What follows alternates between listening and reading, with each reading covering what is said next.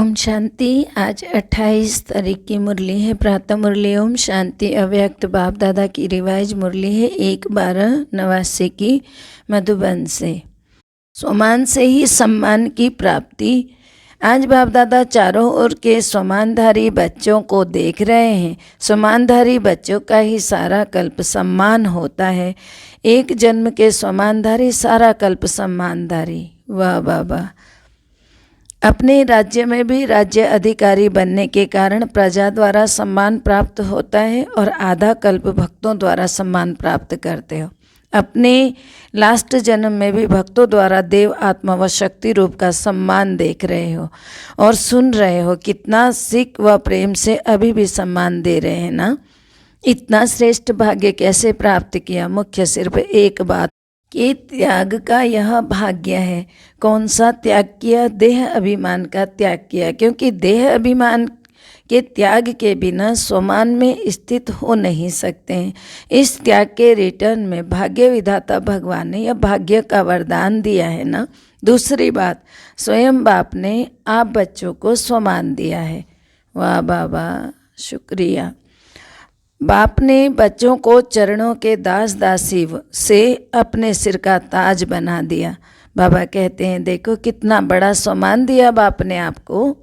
कितने भाग्यवान हैं हम सब ब्राह्मण बच्चे, जिनको कि स्वयं शिव बाबा सम्मान दे रहे हैं। ऐसे सम्मान प्राप्त करने वाले बच्चों का बाप भी सम्मान रखते हैं।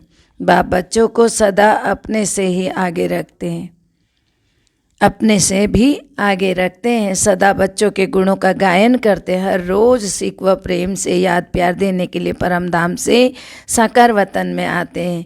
वहाँ से भेजते नहीं, लेकिन आकर देते हैं। रोज़ याद प्यार मिलता है। इतना श्रेष्ठ सम्मान और कोई दे ही नहीं सकता है। स्वयं बाप ने सम्मान दिया है, इसीलिए अविनाशी सम्मान अधिकारी बने हो। तो बाबा कह रहे हैं आगे, ऐसी श्रेष्ठता का अनुभव करते हो। स्वमान और सम्मान दोनों का आपस में संबंध है। सम्मानधारी अपने प्राप्त हुए सम्मान में रहते हुए स्वमान के सम्मान में भी रहता है। दूसरों को भी सम्मान से देखता है, बोलता है व संपर्क में आता है। स्वसम्मान का अर्थ ही है स्व को सम्मान देना, अपने आप को सम्मान देना अर्थात सम्मान देना। जैसे बाप विश्व की सर्व आत्माओं द्वारा सम्मान प्राप्त करने वाले हैं, तो हर एक सम्मान देते हैं। लेकिन जितना ही बाप को सम्मान मिलता है, उतना ही सब बच्चों को सम्मान देते हैं बाबा। जो देता नहीं है तो देवता बन भी नहीं सकता। अनेक जन्म देवता बनते हो ना, अनेक जन्म देवता रूप का ही पूजन होता है। एक जन्म ब्राह्मण बनते हो, लेकिन अनेक जन्म क्या बनते हो? देवता रूप में राज्य करते हुए पूज्य बनते हो। तो देवता अर्थात देने वाला अगर इस जन्म में सम्मान नहीं दिया तो देवता भी कैसे बनेंगे? अनेक जन्मों में सम्मान कैसे प्राप्त करेंगे? Follow father. साकार स्वरूप ब्रह्मा बाप को देखा, सदा स्वयं को वर्ड सर्वेंट विश्व सेवाधारी कहलाया, बच्चों का सर्वेंट कहलाया और बच्चों को मालिक बनाया। सदा मालिकम सलाम किया, सदा छोटे बच्चों को सम्मान का स्नेह दिया। और बाबा होनहार विश्व कल्याणकारी रूप से देखा उन छोटे बच्चों को भी, विश्व कुमारियों व कुमारों को भी, युवा स्थिति वालों को भी, सदा विश्व की नामी ग्रामी महान आत्माओं को चैलेंज करने वाले, असंभव को संभव करने वाले आत्माओं के सिर झुकाने वाले ऐसे पवित्र आत्माओं के सम्मान से देखा। तो सदा अपने से भी कमाल करने वाले महान आत्मा समझ सम्मान दिया ना। ऐसे ही बुजुर्ग आत्माओं को सदा अनुभवी आत्मा हम जिन्स आत्मा के सम्मान से देखा। बांदेले बांदेलियों को निरंतर याद में नंबर 1 के सम्मान से देखा, इसलिए नंबर 1 अविनाशी सम्मान के अधिकारी बने। राज्य सम्मान में भी नंबर 1, विश्व महाराजन और पूज्य रूप में भी बाप की पूजा के बाद पहले पूज्य लक्ष्मी नारायण ही बनते हैं। तो राज्य सम्मान पूज्य सम्मान दोनों से नंबर 1 हो गए ना, क्योंकि सर्व को सम्मान और सम्मान दिया। ऐसे नहीं सोचा सम्मान देवे तो सम्मान दूं, तो सम्मान देने वाले निंदक को भी अपना मित्र समझते हैं। सिर्फ सम्मान देने वाले को अपना नहीं समझते, लेकिन गाली देने वाले को भी अपना समझते हैं, क्योंकि सारी दुनिया ही अपना परिवार है। सर्व आत्माओं का तना आप ब्राह्मण हो या सारी शाखाएं अर्थात भिन्न भिन्न धर्म की आत्माएं भी मूल तना से निकली हैं। तो सभी आप अपने हुए ना, ऐसे स्वमानधारी सदा अपने को मास्टर रचयिता समझ सर्व के प्रति सम्मानदाता बनते हैं। सदा अपने को आदि देव ब्रह्मा के आदि रत्न आदि पाठधारी आत्माएं समझते हो ना। इतना नशा है ना। तो सभी ने सुना बच्चों का सम्मान क्या है, बूढ़ों का सम्मान क्या है, युवा का सम्मान क्या है। आदि पिता ब्रह्मा ने हमको ऐसा सम्मान दिया, सम्मान से देखा। कितना नशा होगा। यह तो सदा स्मृति रखो ना कि आदि आत्मा ने जिस श्रेष्ठ दृष्टि से देखा, ऐसे ही श्रेष्ठ स्थिति की सृष्टि में रहेंगे। ऐसे अपने से वायदा करो। वायदे तो करते रहते हो ना, बोल से भी वायदा करते हो, मन से भी वायदा करते हो, लिख कर भी वायदा करते हो, और फिर भूल भी जाते हो। इसलिए वायदे का फ़ायदा नहीं उठा पाते हो ना। तो याद रखो तो फ़ायदा भी उठाओ। सभी अपने को चेक करो, कितने बार वायदा किया और निभाया, कितने बार निभाना आता है। वह सिर्फ वायदा करना आता है। बदलते रहते हैं, कभी वायदा करने वाले, कभी निभाने वाले। टीचर्स क्या समझती है, निभाने वाले की तो लिस्ट में हो ना। टीचर्स को बाप दादा सदा साथी शिक्षक कहते हैं ना। तो साथी की विशेषता क्या होती है, साथी सम्मान होता है ना। बाप कभी बदलता है क्या। टीचर्स भी वायदा और फ़ायदा दोनों का बैलेंस रखने वाली होती है ना। तो वायदे बहुत और फ़ायदा कम हो, यह बैलेंस नहीं होता है। तो जो दोनों का बैलेंस रखते हैं उनको वरदान बाप के द्वारा यह वरदान की ब्लेसिंग मिलती है। यह सदा दृढ़ संकल्प से कर्म में सफलता मूर्त बनते हैं। साथी शिक्षक का यही विशेष कर्म है। संकल्प और कर्म समान हो, संकल्प श्रेष्ठ हो और कर्म साधारण हो, इसको समानता नहीं कहेंगे। तो सदा टीचर्स अपने को साथी शिक्षक अर्थात शिक्षक बाप समान समझकर इस स्मृति में समर्थ बन चलो। बाप दादा को टीचर्स की हिम्मत पर खुशी होती है। हिम्मत रख सेवा के निमित्त तो बन गए ना, लेकिन अभी सदा यह स्लोगन याद रहे, हिम्मत है टीचर समान शिक्षक बाप। तो स्वतः ही समान बनने वाला लक्ष्य बाप दादा आपके सामने रहेगा, यह कभी नहीं भूलना। अच्छा, बाप दादा आपके सामने तभी रहेगा अर्थात साथ रहेगा। अच्छा, चारों ओर के स्वमानधारी सम्मानधारी बच्चों को बाप दादा नयनों के सम्मुख देखते हुए सम्मान की दृष्टि से याद प्यार दे रहे। सदा राज सम्मान, पूज्य सम्मान, समान साथी बच्चों को याद प्यार और नमस्ते। हम सभी रूहानी बच्चों की रूहानी बाप दादा को दिल व जान से संपूर्ण सम्मान से याद प्यार नमस्ते, good morning, diamond morning, Om Shanti. शुक्रिया मेरे प्यारे मीठे बाबा, शुक्रिया। बिहार गुरु सभी अपने को स्वराज्य अधिकारी समझते हो। 100 का राज्य मिला है या मिलने वाला है। स्वराज्य अर्थात जब चाहो जैसे चाहो वैसे कर्मेंद्रियों द्वारा कर्म करा सको। कर्मेंद्रिय जीत अर्थात स्वराज्य अधिकारी। ऐसे अधिकारी बने हो या कभी कभी कर्मेंद्रियां आपको चलाती हैं या आप कर्मेंद्रियों को चलाते हो। कभी मन आपको चलाता है क्या, या फिर आप मन को चलाते हो। कभी मन व्यर्थ संकल्प करता है या नहीं करता है। अगर कभी करता है तो उस समय स्वराज्य अधिकारी कहेंगे। राज्य बहुत बड़ी सत्ता है। बाबा कहते हैं राज्य सत्ता चाहे जो कर सकती है, जैसे चलाने चाहें वैसे ही चला सकती है। यह मन बुद्धि संस्कार आत्मा की शक्तियाँ हैं। आत्मा इन तीनों की मालिक है। यदि कभी संस्कार अपनी तरफ खींच लें तो मालिक कहेंगे क्या, नहीं कहेंगे ना। तो स्वराज्य अधिकारी, स्वराज्य सत्ता अर्थात कर्मेंद्रिय जीत। तो जो कर्मेंद्रिय जीते वही विश्व के राज्य की सत्ता प्राप्त कर सकता है। स्वराज्य अधिकारी विश्व राज्य अधिकारी बनता है। तो आप ब्राह्मण आत्माओं का ही स्लोगन है कि स्वराज्य ब्राह्मण जीवन का जन्मसिद्ध अधिकार है। स्वराज्य अधिकारी की स्थिति सदा मास्टर सर्वशक्तिमान है। कोई भी शक्ति की कमी नहीं। स्वराज्य अधिकारी सदा धर्म अर्थात धारणा मूर्त भी होगा और राज्य अर्थात शक्तिशाली भी होगा। अभी राज्य में हलचल क्यों है? क्योंकि धर्म सत्ता अलग हो गई है और राज्य सत्ता अलग हो गई है, तो लंगड़ा हो गया ना, एक सत्ता हुई ना, इसीलिए हलचल है। ऐसे आप में भी अगर धर्म और राज्य दोनों की सत्ता नहीं है तो विघ्न आएंगे, हलचल में लाएंगे, युद्ध करनी पड़ेगी। और दोनों ही सत्ता है तो सदा बेपरवाह बादशाह रहेंगे, कोई भी विघ्न आ नहीं सकता है। तो ऐसे बेपरवाह बादशाह बने हो या थोड़ी थोड़ी शरीर की संबंध की कोई विघ्न ऐसा परवाह रहती है, कोई विघ्न ऐसा आ जाता है। पांडव को कमाने की परवाह रहती है, परिवार को चलाने की परवाह रहती है, या बेपरवाह रहते हैं? चलाने वाला चला रहा है सोचते हो या खुद कर रहा हूँ सोचते हो? कराने वाला करा रहा है। ऐसे निमित्त बनकर करने वाले बेपरवाह बादशाह होते हैं ना। मैं कर रहा हूँ यह भान आया तो बेपरवाह नहीं कहेंगे। बाप करन करावन हार करा रहा है सोचेंगे तब होगा बेपरवाह, नहीं तो सोचेंगे कि मैं आ जाएगा, फिर मैं नहीं, मेरे को तेरे में बाबा ने हमेशा कहा है। तो बाप द्वारा निमित्त बना हुआ हूँ यह स्मृति रहे तो बेफिक्र व निश्चित जीवन अनुभव करेंगे। निश्चिंत जीवन, नहीं तो चिंतित हो जाओगे। कोई चिंता नहीं हो, कल क्या होगा उसकी भी चिंता नहीं करो, क्योंकि बाप बैठा है ना।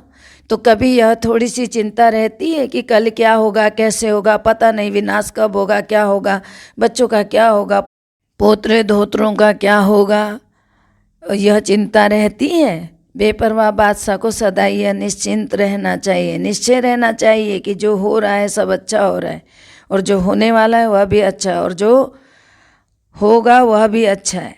तो बाबा ने कहा कि वह तो अच्छे ते अच्छा होगा जो होगा, ऐसा सोच के चलो। तुम्हें अच्छे ते अच्छा है ना, इसको कहते हैं निश्चय बुद्धि विजय। ऐसे बने हो या सोच रहे हो? बनना तो है ही ना।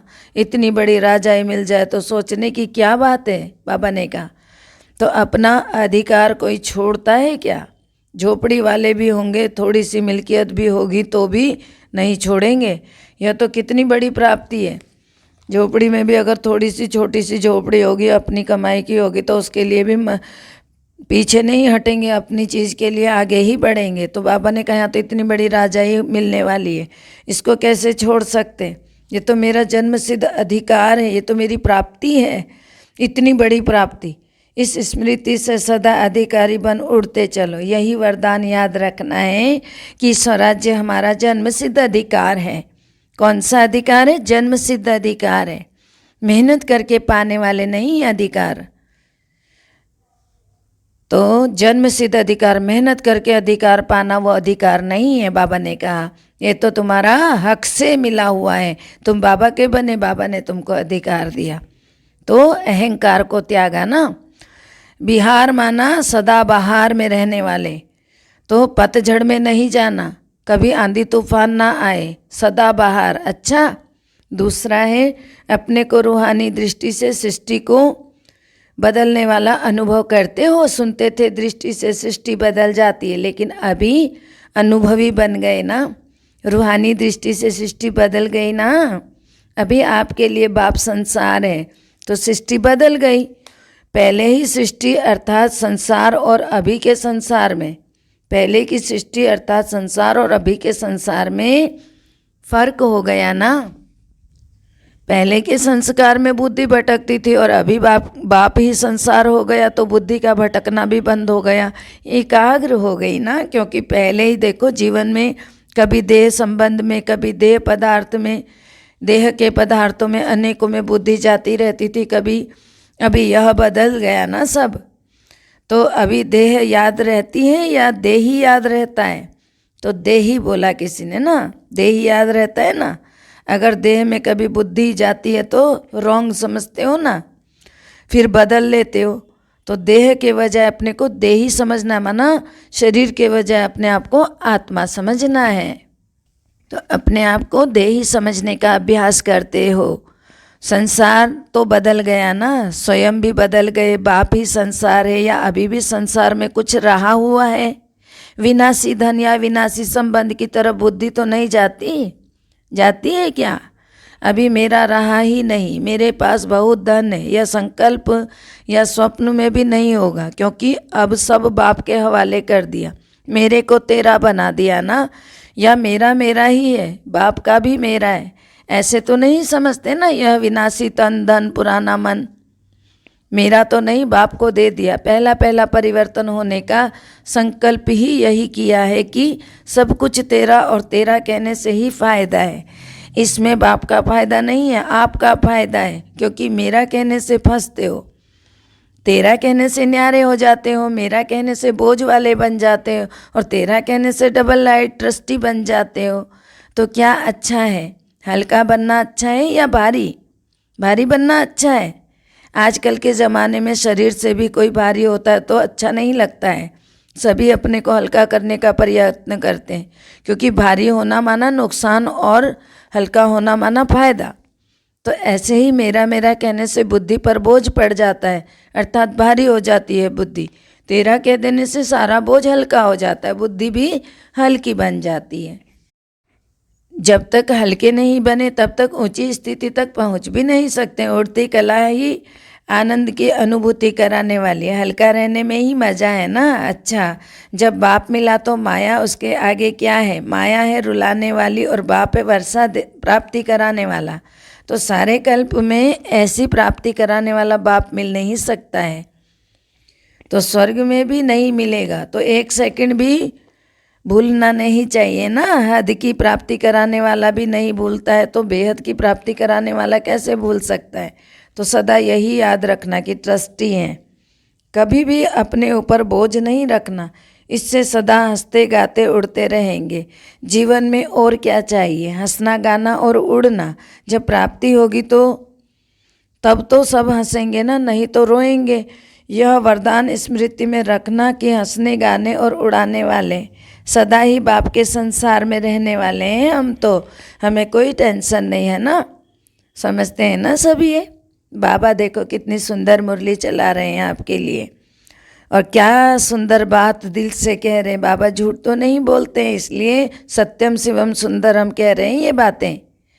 और कुछ भी है नहीं जहाँ बुद्धि जाए, स्वप्न में भी रोना नहीं, माया रुलाए तो भी नहीं रोना। मन का भी रोना होता है ना, सिर्फ आँखों का रोना ही नहीं होता, मन से नहीं रोना है बिल्कुल, क्योंकि माया रुलाती है तो कभी मन से रोने लगो नहीं। माया को जवाब दो, बाप को बुलाओ। बाप हंसाते हैं ना, बाप का चेहरा याद करो।